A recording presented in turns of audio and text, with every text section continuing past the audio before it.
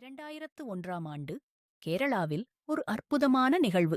ஜூலை முதல் செப்டம்பர் வரை இடுக்கி மாவட்டத்தில் சாதாரண மழையைப் போலவே, ஆனால் சிவப்பு நிறத்தில் மழை பெய்தது. இதை பார்த்த மக்கள் பதற்றமடைந்தனர். இது அந்நிய உயிரினங்களின் தாக்குதலா, இயற்கையின் குறியீடா என பயந்தனர். விஞ்ஞானிகள் இதை ஆராய்ந்தனர். அவர்கள் கண்டுபிடித்தது என்ன? மழையில் சிவப்பு நிறத்தை உருவாக்கியது ட்ரிகோடெசியம் எரித்ரேயம் என்ற கடல் நுண்ணுயிரி. இது கடலில் பெருகி வானத்தில் உயர்ந்து மழையுடன் கலந்ததாக கூறப்பட்டது.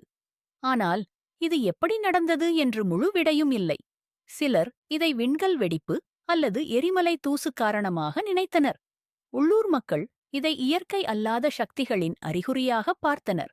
பயம் மற்றும் நம்பிக்கைகள் பரவியது. விஞ்ஞானிகளின் விளக்கங்கள் இருந்தும் 2001 கேரள இரத்தமழையின் பின்னால் உள்ள ரகசியம் இன்னும் திறக்கப்படவில்லை. இது இன்றளவும் ஒரு புதிராகவே உள்ளது.